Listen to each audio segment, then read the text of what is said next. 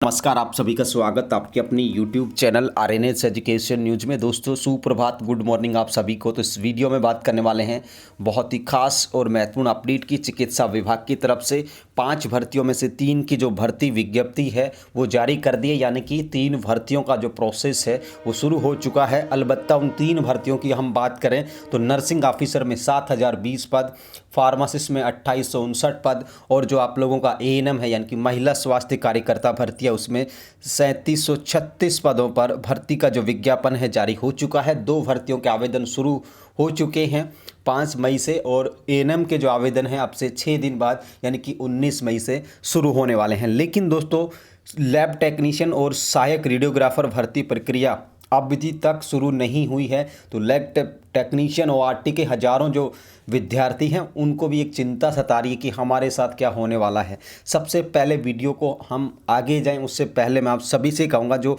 LT और RT के जो बच्चे हैं उनसे कि आप लोग को चिंता करने की आवश्यकता नहीं है। ठीक है, आप लोगों को एक ही डर सता रहा है कि क्या भर्तियां पूरी होंगी, क्या ये सरकार पोस्टिंग दे देगी। तो दोस्तों ये एक बहुत ही टेक्निकल पॉइंट है कि क्या ये सरकार भर्तियां पूरी करेगी, क्या आप लोगों को जॉइनिंग दे देगी। ये बहुत अलग प्रक्रिया है। अगर आप इसको पूरे से अगर आप लोग समझेंगे तो मुझे लगता है कि आपको ज़्यादा दुख हो सकता है। इसलिए सरकार के रुख को हमें देखना चाहिए, सरकार की जो मंशा है उस पर हमें जाना चाहिए कि वो क्या सोचती है सरकार इन भर्तियों के मामलों को लेकर के। सबसे बड़ी बात तो ये है कि आवेदन की जो प्रक्रियाएं हैं अगर लंबी चलती हैं, जैसा कि पिछले साल नवंबर दिसंबर में चली थी, मार्च तक चली, अगर इस तरीके की प्रक्रियाएं चलती हैं तो निश्चित तौर पर यह भर्तियां पूरी नहीं होंगी। इसमें कोई किंतु परंतु मुझे कहने में नहीं है। लेकिन अगर इन भर्तियों की प्रक्रिया विद इन 1 मंथ यानी कि जो 1 महीने का आवेदन का समय दिया जा रहा है, अगर उसे 1 महीने के अंदर आवेदन भरवा लेते हैं बिना कोई डेट को एक्सटेंड किए हुए, तब तो पॉसिबिलिटी है और मुझे विश्वास है कि पूरी हो जाएंगी। लेकिन अगर 2-3 महीने तक इनकी प्रक्रिया को चलाया गया जैसा पहले तो निश्चित तौर पर पूरी नहीं होंगी। ठीक है, आचार संहिता में पोस्टिंग देने नहीं देने के भी बहुत सारे कंसेप्ट हैं। ठीक है, काफ़ी मामलों में ऐसा हुआ है कि दी गई हैं, काफ़ी मामलों में ऐसा हुआ है कि नहीं भी दी गई हैं, तो वो एक अलग इश्यू है। आचार संहिता अक्टूबर की 10 के आसपास लगने वाली है, ये भी मैं आपको बता दूं। तो पूरी जो खबर है उस पर हम चर्चा करेंगे। आज के दैनिक भास्कर ने इस जानकारी को प्रमुखता से बताया है और ये वो जो खबर है उसको आप लोग देखेंगे। लैब टेक्नीशियन और सहायक रेडियोग्राफर भर्ती की प्रक्रिया फिर से शुरू होने का इंतजार है। चिकित्सा परिवार कल्याण संस्थान सिफू की ओर से 5 भर्तियों को पिछले महीने अचानक से रद्द कर दिया गया और 3 भर्तियों की प्रक्रिया प्रारंभ हो चुकी है। लेकिन जो 2 भर्तियां हैं उनको शुरू होने का इंतजार हजारों विद्यार्थियों को है। इन 2 भर्तियों के नाम हैं लैब टेक्नीशियन और सहायक रेडियोग्राफर। इन दोनों भर्तियों में दोस्तों जो है विद्यार्थी मांग कर रहे हैं कि जल्द से जल्द इन भर्ती प्रक्रियाओं को प्रारंभ किया जाए। फार्मासिस्ट में 2859 हैं जो कि कम बताए जा रहे हैं। इनको भी 3000 करने की मांग की गई है। राजस्थान युवा फार्मासिस्ट को रोजगार मिल सकेगा और नियमानुसार किसी भी ड्रग स्टोर पर पंजीकृत फार्मासिस्ट का होना अनिवार्य है।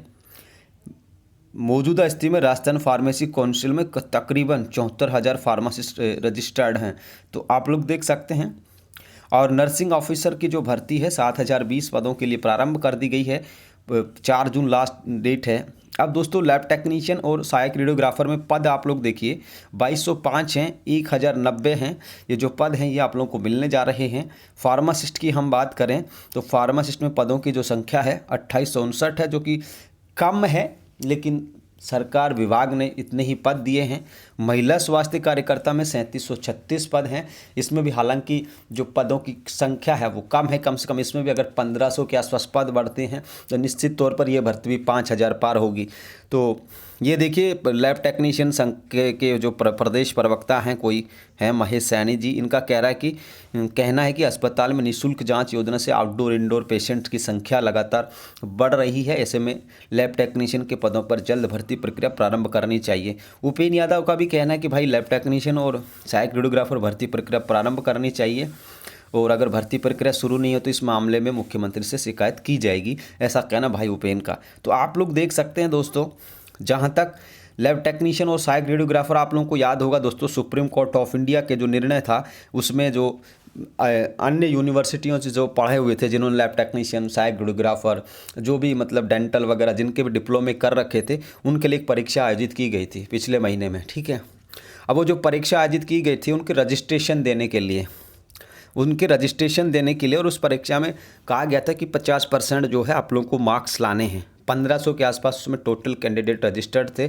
249 यानी कि करीबन 250 लोग जो है उस परीक्षा में एब्सेंट रहे थे।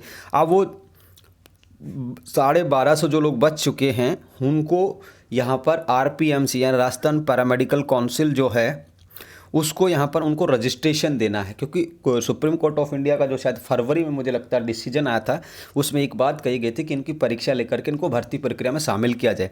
जैसे ही उनका रिजल्ट आएगा, उनके रिजल्ट आने के तुरंत बाद आप लोगों की भर्ती प्रक्रिया शुरू हो जाएगी, क्योंकि उनके उधर से रजिस्ट्रेशन हो जाएंगे जो पास होगा उनके, और उनको शामिल करने के लिए SC का निर्णय था।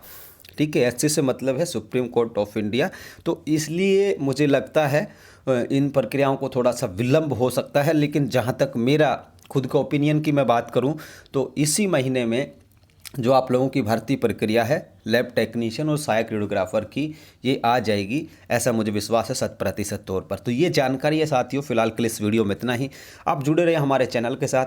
कोई भी आप लोगों को जानकारी चाहिए किसी ग्रुप्स में जाने की या किसी को पैसा दे करके ज्वाइन करने की आवश्यकता नहीं है। फ्री ऑफ कॉस्ट आप लोगों को सारी की सारी चीज़ें RNS एजुकेशन न्यूज़ प्रोवाइड कराता रहता है।